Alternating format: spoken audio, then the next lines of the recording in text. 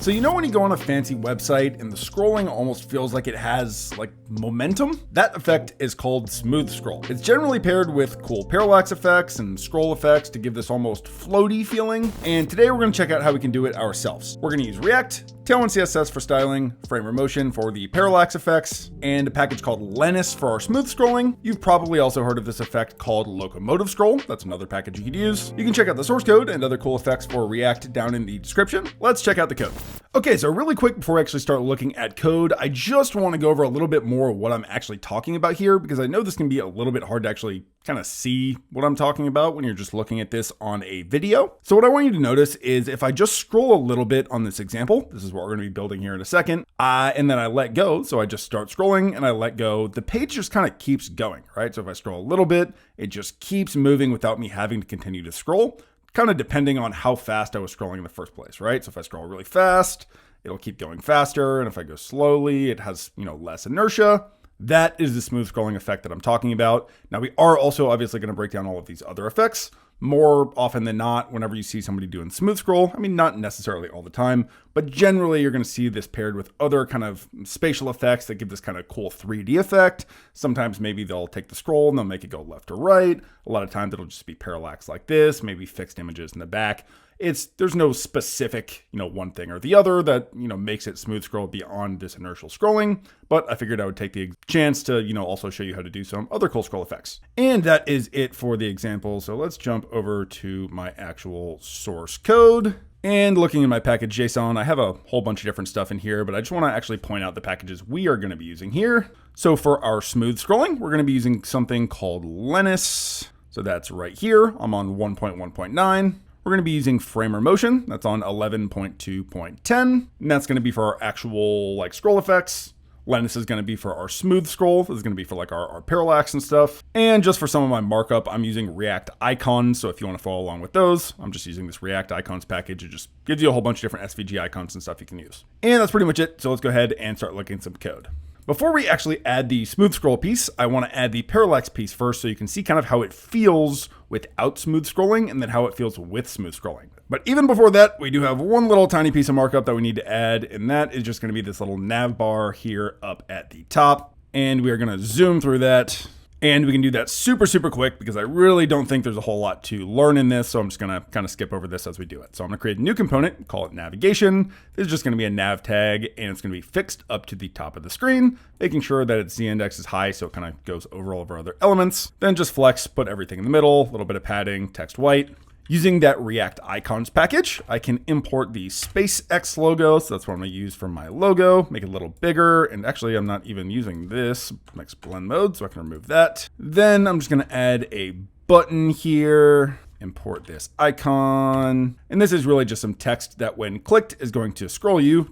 This says smooth here on our scroll right here. That's not exactly what I'm talking about when we're talking about smooth scroll, but I just want to give another effect of clicking on links and kind of having those scroll you between different elements on the page so you can see what that looks like. And obviously the styling for this is pretty simple as well. Just flex, put everything in the middle, a little bit of gap, make the text a little bit smaller, a little bit lighter text. And now we can kind of drop that up here in our main component and see what that looks like. And yep, there we go. Cool. So now we have our little nav bar up here at the top. Now, the first effect that I actually want to walk through is going to be, let's get back over here. This effect that we have in the background, this kind of fixed image where we have this kind of clip path type thing that makes the image kind of expand up to the full size of the screen and then fade away down all the way down at the bottom.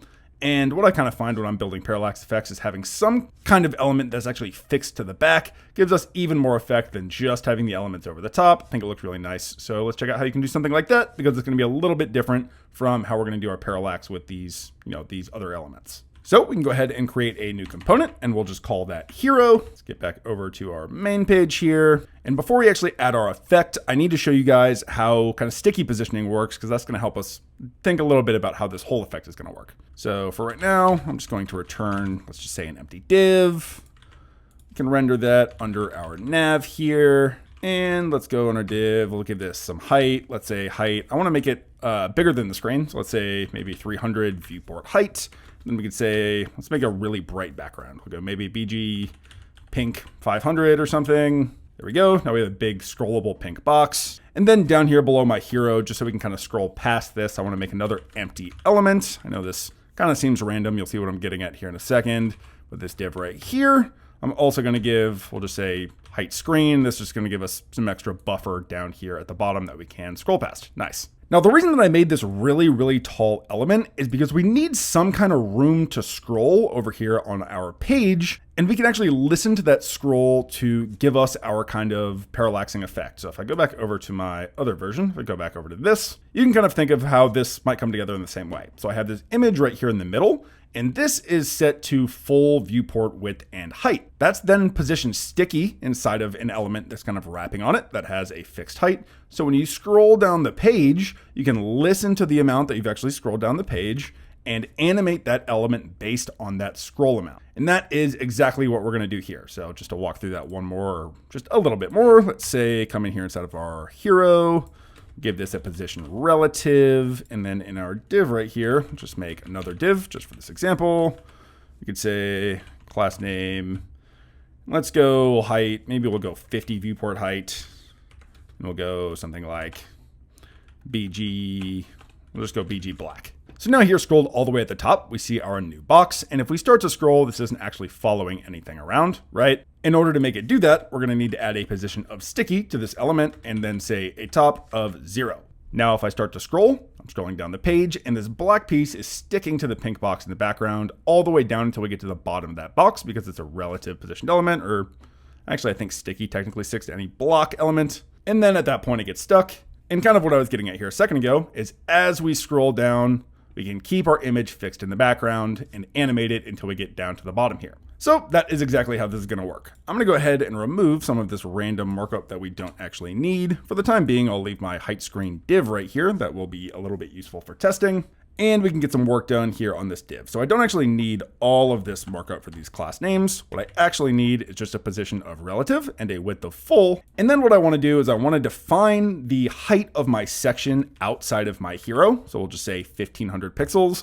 And I want to define this outside of here because I want to use this in a handful of different spots as we go through our animation. You'll kind of see why this is useful in a minute. And to start, we can just use it to actually set our height. Now, I want to use this section's height for this wrapping div here. Oh, I need to add an extra space here. And I also want to add an extra 150 viewport height. That will make sense as we kind of walk through this animation why we need that.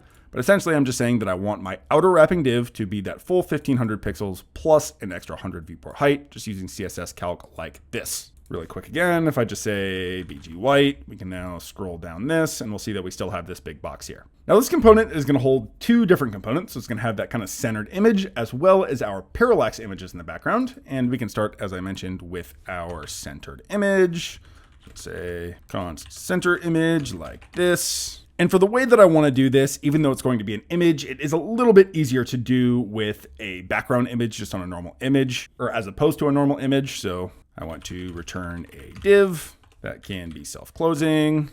As mentioned, this should be sticky. So I'll say position sticky, top 0, height screen, and width full. And then I want to add our background image properties, which is going to look something like this. So I just have some random background image that I got from Unsplash. If you want the same one, link in the description. Background position center and background repeat, no repeat should be good for now. Making sure we actually drop this component inside of our hero. And there we go. Now we have this sticky image that will follow us all the way down to the bottom of the screen. That looks great. Now there's going to be 3 different actual animations that we want to run on this. All of them are going to require framer motion, and we can kind of walk through those one at a time. So I'm going to come up to the top here and I'm going to import motion from framer motion. Now what motion is going to let us do is take our div right here and turn this into a motion.div. If you've used framer motion before, you're probably used to doing something like the animate prop, and you can go, hey, I want to animate this on the x-axis from 0 to 150. That is not exactly how we're going to be using this.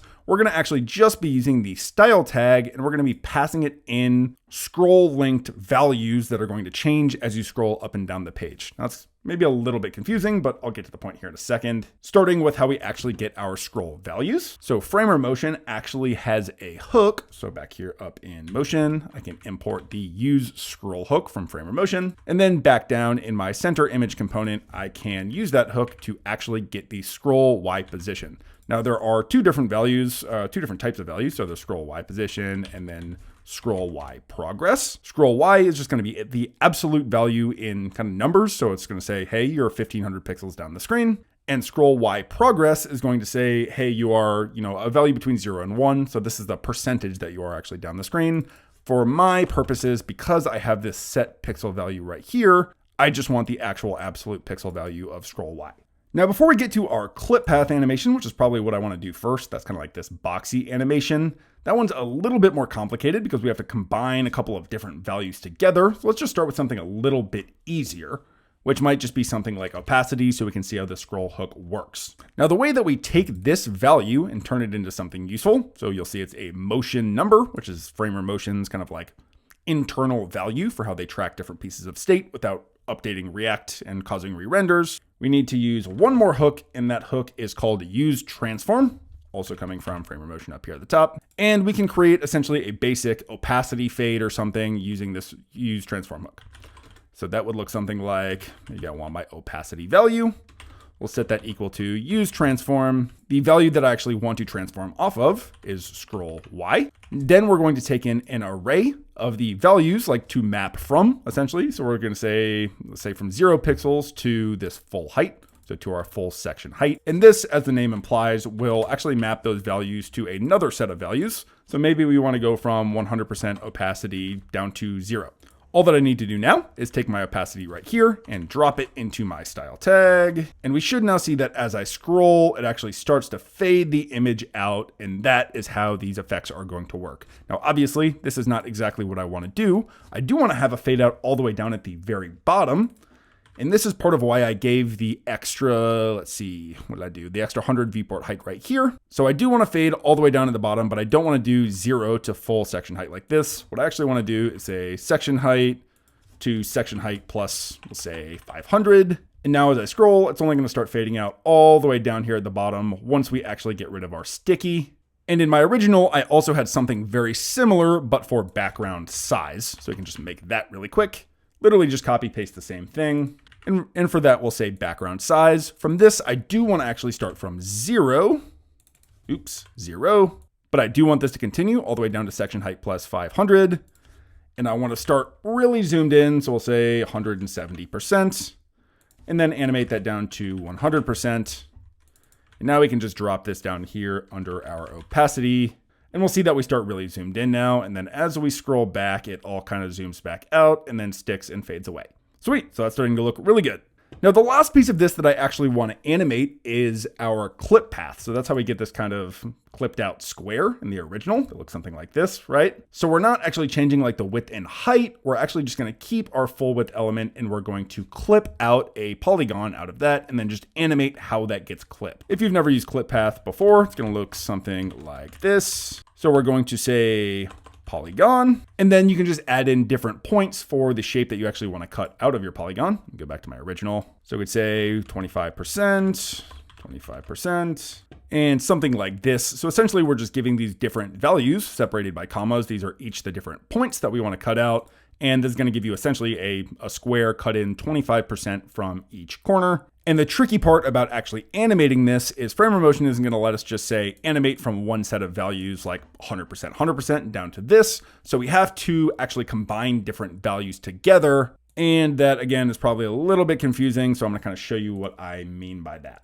What we can actually note here is that the values are only either 25% or 75%, and both of those need to go to either 0 or 100 to fully expand our image all the way out. So we are still going to use transform, but instead of returning some value that we're going to drop in directly, we're just going to return a number. So we could say something like clip 1.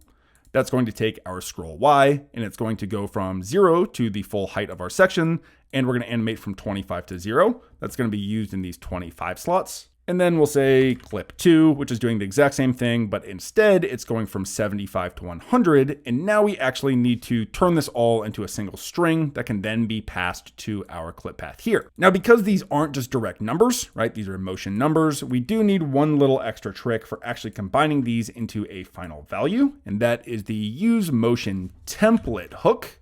This also comes from Framer Motion. And what this essentially gives you is a template string inside of which you can drop these motion values. And that will give you a final output motion value that you can then drop in your style tags. So what I mean here is we could say const clip path, set that equal to, let's say to start, let's just give it our polygon right here. And now we should still have the same kind of clipped out polygon. But instead of using a normal string, I am going to use backticks like this and prepend that with use motion template. And then we can see where we just need to replace these values. So anywhere that we have a 25 in this string, we need to replace with clip 1. So all of these 25s, just open up some curly brackets and say clip 1. And then same thing with the clip 2s. And all said and done, we should have a string that looks like this, which now when we start to scroll, we'll actually get our zoom out as well as our clip path animate out, which then finally sticks to the bottom. Nice, so this is looking really good.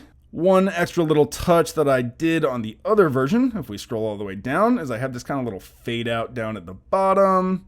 See how we have this kind of little gradient here? That's a really easy thing that we can add really quick. So we're done with our center image. I can come up here in my div and add another div that looks something like this. And this is just going to be that extra little fade out at the bottom. So if I actually remove this gradient, or maybe instead we'll go from 50, make this a little more obvious. I'm essentially just adding this extra little buffer gradient down here at the bottom that helps us kind of fade from one section down into the next. And that's just an absolutely positioned element down all the way in the bottom, gave it some fixed height, and then gave it a gradient that matches my background color. And there we go. So I think this is about it for our background animation. Let's check out how we can add our parallax images. To start us off, I'm going to come right under my center image component, and I'm going to add a new one that I'm going to call parallax images. Down here under center image, we'll say const parallax image. And for right now, this can just return, we'll just say an empty div. It's totally fine. And before I actually get started on this, I kind of just want to explain how we can think about how parallax will work. So really we get this parallax effect when different elements, so scrolling back over here, move at different speeds through our viewport. Now you might be wondering how we can do this, and there are a couple of kind of different ways that I've seen people kind of get to this, but the most common way, the way that I generally use, is just using transforms. And this is going to work kind of similar to how the scroll-based animation worked in the background, right? So as we scroll, we can listen to the position of our different images going through the viewport, and instead of using an absolute pixel value, so that like 0 to 1500 pixels, we will listen to its progress. So remember how I showed that scroll Y progress? We're going to listen to the element's progress through the viewport and translate that on the Y-axis at different amounts for each individual image. And that's when it's going to give us this kind of different speeds of scrolling. So as a very basic example, let's just make a couple of boxes here. So maybe just a couple of little boxes like this. If we scroll down, I am going to want to kind of center this in the screen here in a second. So I'll just do that first. This way, this kind of stays towards the center of the screen. And then these elements also obviously need to be kind of bumped up in front of this background image. Let's just say relative, something like that. So let's bump those in front. And for the time being, let's just add a flex, something like that. That looks good. So as these elements sit right now, obviously they're right next to each other. So as they scroll, they are going to go on top of this background image because that is kind of sticky position to the background, but they're not going to move at different speeds, right? They're going to move at exactly the same speed. And the way that we're actually going to animate these is using transforms. So like I said, let's just say for our div right here, just add an inline style, just say transform, and then we could do something like translate Y. We'll say 50 pixels, something like that. And we'll see how that kind of bumps the image down. Well, you can imagine if you animate this based on the position in the viewport. So maybe starting at, let's say 100, or let's go 200 pixels, which is a little bit more dramatic. Let's say this goes from 200 pixels down to the bottom to by the time it gets all the way up to the top, it's at, let's say minus 200 pixels. Well, that element is going to scroll faster through the viewport than this element, right? And that is how we're actually going to get our effect here. Now, obviously, I don't want actual kind of divs like this. What I am going to want is my own kind of parallax image component that I can pass a URL to and change some different parameters. We'll just come down here, say parallax image. Now, just so I don't have to keep kind of going back and forth, I am just going to drop the props that I'm going to need in here now, and we'll see how they all kind of come into play as we go through this. So I want to pass in a custom class name. Obviously for my image, I want to pass in a source and an alt. And then I want a start and an end position, which are going to kind of map to those different transforms that I mentioned a second ago. So like the minus 200 pixels up to 200 pixels.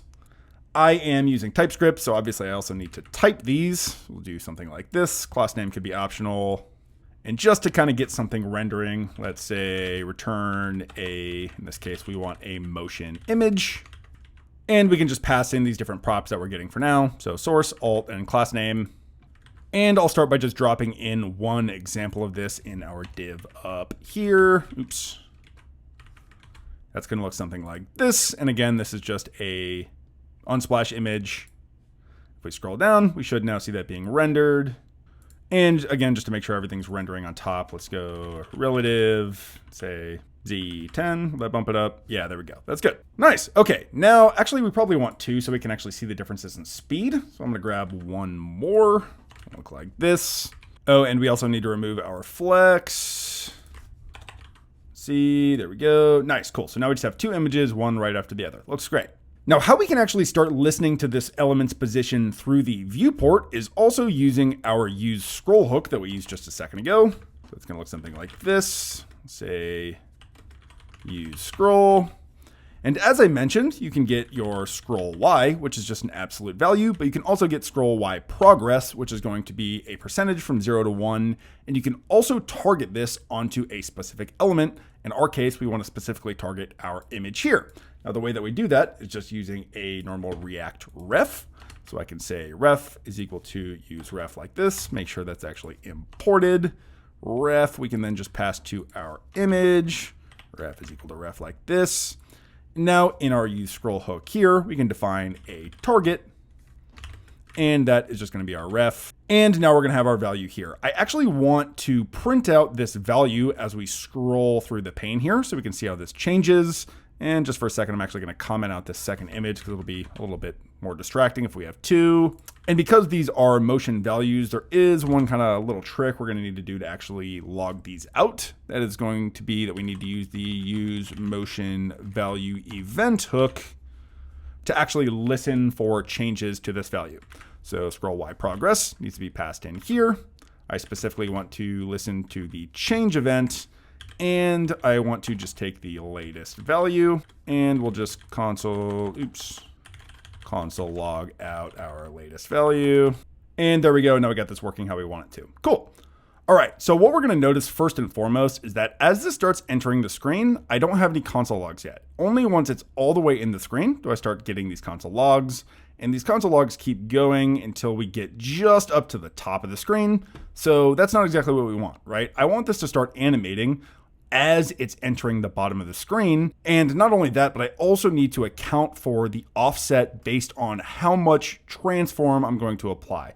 That's a little bit confusing, but I can kind of show you without the transform, and then we'll see how that comes into play. So inside of my use scroll hook, I can pass in a value called offset. Now, offset is going to take a list of strings, and each string is going to define where and how we actually want to start our animation. So these can be absolute pixel values, which they will be here in a second. But to start, let's just use something like start end. Now what this is depicting is that I want to start my translate whenever the start of my element or the top of my element meets with the end of the viewport.